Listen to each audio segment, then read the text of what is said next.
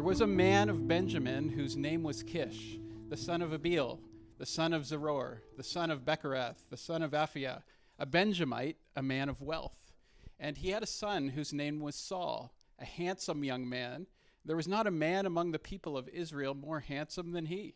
From his shoulders upward he was taller than any of the people.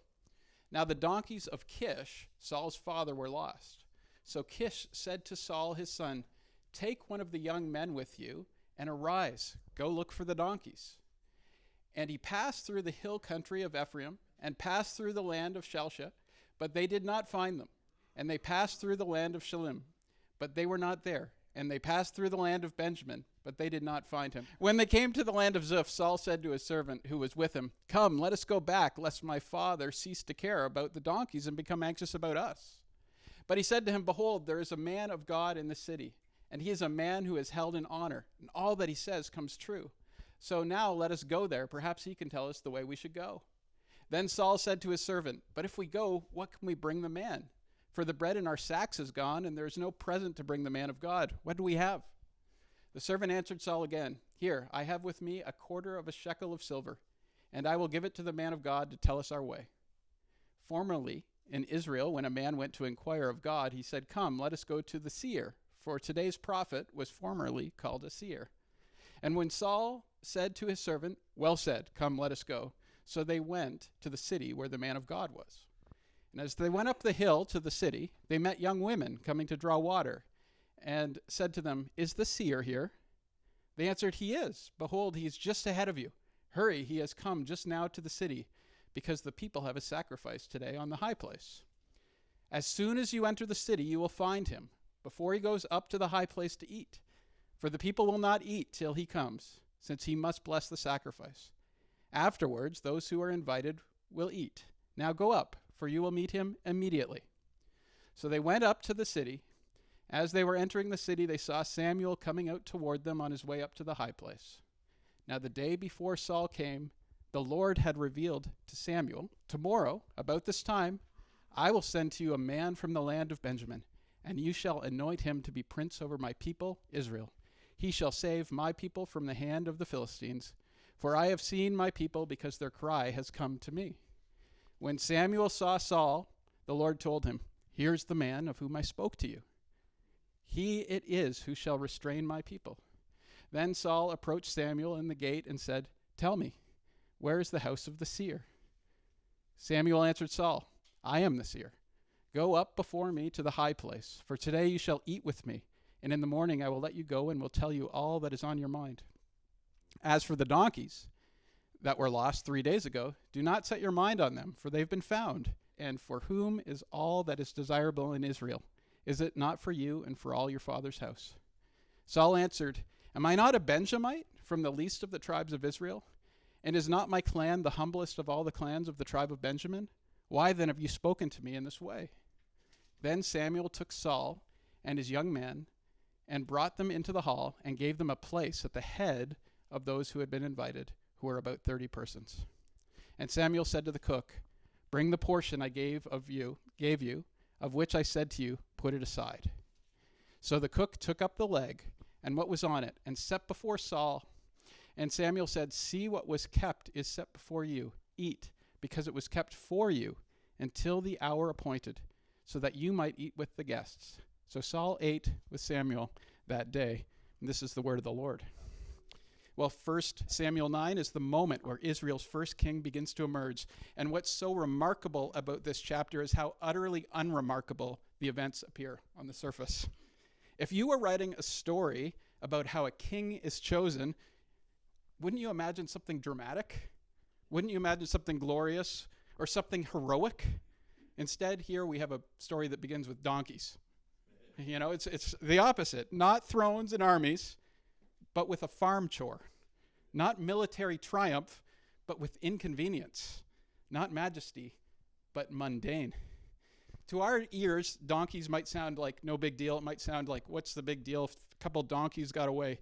It's ordinary, unimpressive. But in the ancient Near East, especially in the tribe of Benjamin, the hill country that Benjamin was in, donkeys were economically significant. And him saying that his father, Saul's father, had donkeys meant he was a man of wealth and standing. They were essential for transportation, for hauling goods, plowing, and agricultural work. To put it in modern language, it would be like if you were working on a farm and discovered part of your cattle herd had escaped. Lost revenue, lost productivity, a real problem. So Kish sends Saul and a servant to search for him. And days pass, and they find nothing. And I just want to kind of break this down here. What would you feel like in this moment? I feel if I was Saul, you might sense some of my inner frustrations coming out. I would say, it must have been the kids. How many times have I told the kids to, if you're going to go visit the donkeys, you have to close the gate behind you? In fact, actually, we just had, where's Devin? Devin, where are you at? Devin was going in to see the chickens the other day, and he forgot to close the door, and the bunny got out. And so Crystal and I, it was nighttime, we couldn't see anything, and we were on the hunt in the neighbor's garage looking for a bunny. And I was like, which kid left the door open? Well, obviously it's kind of, this is translating into my reading of Scripture. I'm bringing my perspective in. But I was thinking, yeah, if I was Saul, I'd be like, why is this my problem? Who let the donkey's gate open? And why do I have to now not get the work I intended to get done finished? I'm going to be so behind. And this is just all a waste of time. And we've been out for days. It just seems like a nuisance. Seems like not the sort of thing that God would use to bring about his purposes. I want to share with you a quote from Henry Nouwen. He once said something that captures what I think the essence of this is beautifully. He said, "I have always been complaining that my work was constantly interrupted until I slowly discovered that interruptions were my work." Isn't that interesting? Isn't that a shift of perspective? And isn't that kind of what we're seeing here? Is that Saul had his plans, and God used an inconvenience to accomplish his. In other words, the very moments that we tend to resent, standing in line when the tourists come back in the summer, being stuck in traffic when you're dropping your mom off at the airport, these moments could be the moments when God intends to do his deepest work in us and through us. The bottlenecks, the delays, the inconveniences, the lost donkeys, if you will, these may not be obstacles to God's plan. They may be the pathway to God's plan. So you guys might know Corrie ten Boom. You remember that name, Corrie ten Boom? I actually have a picture of where her and her sister Betsy were imprisoned. It's called Ravensbrück concentration camp. It was Barracks 28, not a fancy, joyful place, would you say? Well, Barracks 28 was particularly filthy and infested with fleas. And Betsy, Corey's sister, had managed to smuggle in a Bible into the camp, into Barracks 28. So that was a good thing. And she was reading a particularly potent passage of Scripture. It was actually the passage I preached here first. It says, "Give thanks in all circumstances."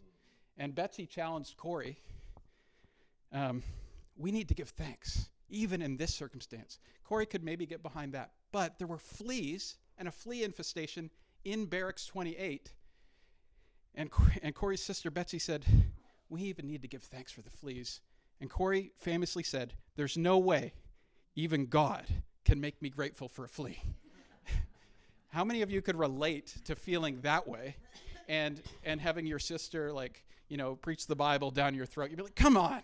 It's bad enough that we're here. Seriously, does there have to be fleas? But interesting, so they had Bible studies in the Barracks 28 every night. And they realized something strange. The guards never came inside. They never broke up the gatherings. They never got searched. They're like, what's going on? Why is this? Why are we allowed to continue to do this? In any other barracks, this would be gone. This privilege would be gone. And one day, Corey's sister overheard the guards say, I'm never going into Barracks 28. None of us are. It's infested with fleas, don't you know? What Corey saw as an irritation, what she could not muster up the strength to thank God for, was actually God's protection, his provision, allowing the gospel to spread freely so that many women found hope. So much so that Barracks 28 became known as the crazy place where hope lived. That's how the seeming accidents of life are often the very hands of the divine providence of God. And providence, just so you know, is the way that God uses the ordinary, mundane, regular workings of life to accomplish his purposes. And so I want to go back to our story and see how God uses the ordinary, mundane. Saul was led to a place he did not choose, at a moment he did not plan, and he found a person he did not expect and received an honor he did not earn. First, he is led to a place he didn't choose. In 1 Samuel 9:5, he said this, "We got to go back. It's been days. It's pointless. Dad's going to be anxious. He's going to want to know where we are." And yet they were in that moment in the land of Zuph. And the land of Zuph just so happens to be where prophet Samuel was. Just so happened that the day before, God said to Samuel, "I'm going to bring a certain Benjamite to see you." Saul thought he was lost. God was leading him to a place that Saul didn't choose, but a place where God planned to show up. They arrived at a moment he could not plan. When they walked into the city, after his servant convinced him that they should go see the seer, they encountered women going to the well. And the women said, when they asked, "Where's the seer?" they said, "Well, he's just over here. If you hurry, you'll catch him now." How could that moment have been that perfectly timed? How could that be? They arrived at a moment they couldn't possibly plan. And they met a person they did not expect. They meet Samuel. Samuel, the one that God whispered to the day before and said, "I'm going to bring you a man." And Samuel says to him, "I want to take you to the feast that's being prepared right now. The one where I told the cook earlier to set aside the leg, the priestly portion, for an individual guest. And that guest is you." And he brought Saul to a place of honor he didn't earn. God did all of that. Saul thought he was chasing donkeys. God was bringing his man to the throne. This is not a coincidence. This is providence. How many acts in your life are you calling coincidences? How many irritations are you dismissing when God's at work? So let me show you another way in the large scopos of Scripture how God's providence is at work. It's going to take a little bit of biblical work. And so I want you to put on your Sunday school hats and remember the story of Jacob and Joseph. I'll try to recap it for you. There was a man named Jacob, and he had 12 sons. And the sons were what would become to known the 12 tribes of Israel. And Jacob, if you remember the story, he married multiple wives. He went to work for Laban, and he wanted to marry Rachel, but he got Leah. And then he had to work 7 more years to get the wife that he thought he was going to get, Rachel. And so Rachel was the apple of his eye. And the fruit of their union was Joseph. Joseph was a special son to Jacob, okay? So that's where the story starts. And Joseph got a coat of many colors. Now, the coat of many colors has some sort of issues, right? Because think about if you did this in your own family, your own split family, and you give one favored son a coat of many colors. How is that going to sit with the other kids? Not well. And it doesn't sit well at all with Jacob's brothers. In fact, when they got the opportunity to get rid of him, Judah, his brother, said, "Let's sell him into slavery. And then we'll tell Dad that he got killed." And so they made this plan. They sold Joseph off into slavery, and they dealt with the favored son. Okay? So you're following me. Well, later, Jacob, in Genesis 35:11, God says this to him. He said, "Kings will come from you. Kings will come from you." And what happens right after that? Jacob gives birth to another son. His son was named Benjamin. And it was a son through his wife that was the apple of his eye. He was clearly the favored son.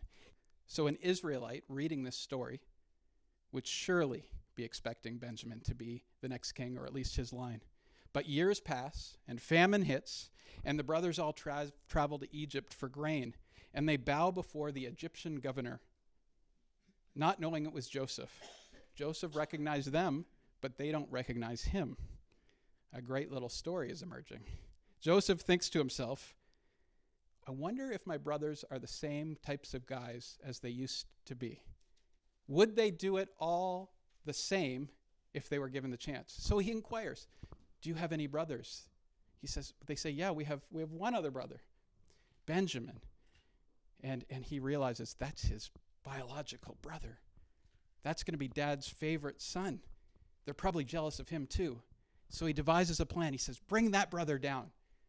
And so they bring him down, and Joseph schemes again. He puts silverware in Benjamin's backpack to set him up to look like a thief. Kind of reminds me of that scene from Les Mis. You remember that? It's a little different, but every time I hear this, I think of it. So, of course, Joseph sends the guards and says, get that man. And they look through Benjamin's bag, and there's the silverware. He's a thief. He's got to stay as a slave. And Joseph set the whole thing up because he wanted to reenact what happened before. Would the brothers take this opportunity to get rid of the next favored son? And Judah, the one who said, let's sell Joseph into slavery. You know what Judah did? Judah said, take me. Can I stand in the place of my brother Benjamin? This is the first most profound act of substitution that we see in the Bible. And we know substitution is a big theme, isn't it? When somebody stands in your place. So Judah had a major turnaround, and he said, I will stand in my brother Benjamin's place. And then the text right after that says this, the scepter shall not depart from Judah, meaning the kingdom will not depart from Judah.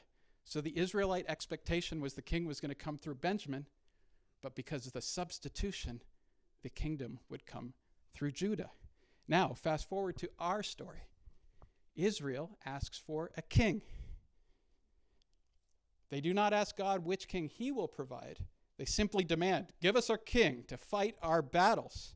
And God gives them Saul from the tribe of Benjamin, whose very name means asked for. So in chapter 8, the Israelites ask for a king. And in chapter 9, we meet Saul, whose name means asked for. So you got what you asked for. It's a cool little play the author is doing to us. So he looks exactly like what they asked for. Tall, royal, strong, impressive. A man who could really fight the battles. And the battle they wanted to fight was against the Philistines. And so we fast forward to the most profound battle of the Philistines, which is what? Goliath. And Goliath says to this in 1 Samuel 17:8, send me a man. Send me your man. So who should go? Well, Saul, of course. The man that they asked for. Asked for is up. Let's go, Saul. You're tall. You're strong. You're brave. You're the man. But Saul doesn't go. The king they asked for cannot save them. So God sends his king, the king from Judah, David. So David steps forward with a sling. Important detail, because the Benjamites, the tribe of Benjamin, they were known to be the professional sling people. They were the ones that specialized in using the weapon of the sling. So who should have been the one? Saul, with a sling to take down Goliath. But then David from the tribe of Judah steps up, and he steps in Saul's place, going to battle, which surely would have been death. It looked like death. So David enters the valley. David takes Saul's place. David becomes the substitute. Just as Judah was substituted for Benjamin, so David substitutes Saul. And this is all just an echo. One story echoes into the next, doesn't it? Yeah. And they're echoes pointing us to the true thing, the very resonant thing at the center of all human history, and that is the cross. Remember Jesus on trial. The crowd is given a choice, aren't they? Who do you want? It's almost like chapter 8 again. We want a king. Who do you want? Jesus or Barabbas?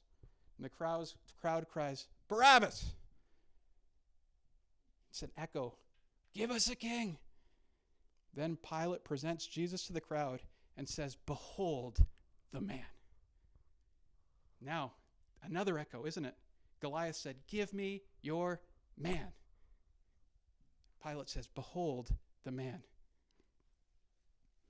Do you hear that echo? In both scenes, humanity is being asked, who will represent you? Who will stand in your place? Well, David steps forward to face a giant Saul could not defeat. Jesus steps forward to face an enemy none of us can defeat, death itself. David saved Israel for a moment, whereas Jesus saves his people forever. So the gospel in a sentence is this: the story of Scripture is the story of a substitute king. Where we fail to stand, God sends one who will stand in our place.